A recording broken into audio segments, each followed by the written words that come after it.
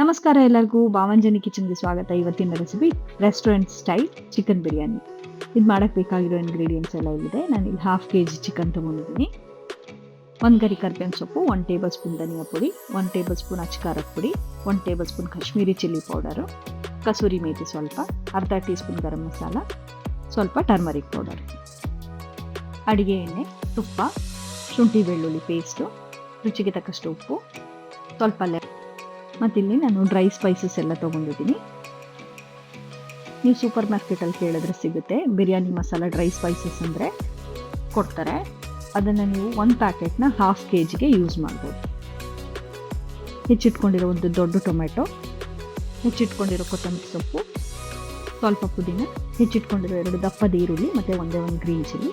ನಾನಿಲ್ಲಿ 4 ಲೋಟ ಅಕ್ಕಿ ತೊಗೊಂಡಿದ್ದೀನಿ. ಬಾಸ್ಮತಿ ರೈಸು ತೊಳೆದು ನೆನೆಸಿಟ್ಕೊಂಡಿದ್ದೀನಿ. 4 ಲೋಟ ಬಾಸ್ಮತಿ ರೈಸ್ಗೆ 7 ಗ್ಲಾಸ್ ನೀರು ಹಾಕಬೇಕು. 1 ಲೋಟ ಕಡಿಮೆ ಹಾಕಬೇಕು, ಯಾಕಂದರೆ ಸ್ವಲ್ಪ ಚಿಕನ್ ನೀರು ಬಿಟ್ಕೊಂಡಿರುತ್ತೆ ಮತ್ತು ಬಾಸ್ಮತಿ ರೈಸ್ ಉಡಿಯಾಗಿ ಬರುತ್ತೆ. ಈಗ ಮ್ಯಾರಿನೇಷನ್ಗೆ ಸ್ವಲ್ಪ ಉಪ್ಪು ಹಾಕ್ತಾಯಿದ್ದೀನಿ. ಮತ್ತೆಲ್ಲ ಪೌಡರ್ ಸ್ಪೈಸಸ್ಸು, ಶುಂಠಿ ಬೆಳ್ಳುಳ್ಳಿ ಪೇಸ್ಟು 2 ಟೇಬಲ್ ಸ್ಪೂನಷ್ಟು,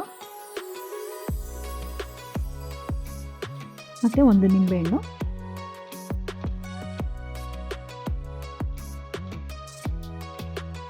ಈಗ ಇದು ಚೆನ್ನಾಗಿ ಕಲಿಸ್ಕೊಂಡು ಇದನ್ನು ಮ್ಯಾರಿನೇಷನ್ಗೆ ಒಂದು 30 ಮಿನಿಟ್ಸು, ಅರ್ಧ ಗಂಟೆ ಇಲ್ಲ 20 ನಿಮಿಷ ಇಡ್ಬೋದು ನೀವು.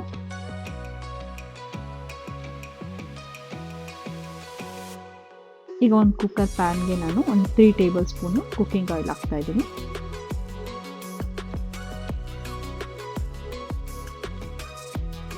ಎಣ್ಣೆ ಸ್ವಲ್ಪ ಕಾಯ್ತಿದ್ದಂಗೆ ಈ ಡ್ರೈ ಸ್ಪೈಸಸ್ ಎಲ್ಲ ಹಾಕೋತಾ ಇದ್ದೀನಿ.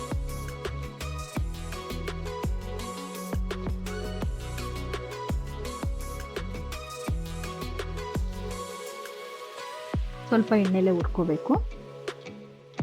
ಇದಾದಮೇಲೆ ಇದಕ್ಕೆ ಹೆಚ್ಚಿಟ್ಕೊಂಡಿರೋ ಈರುಳ್ಳಿ ಮತ್ತು ಹಸಿಮೆಣಸಿನ್ಕಾಯಿ 1 ತೊಗೊಂಡಿದ್ದೀನಿ ನಾನು.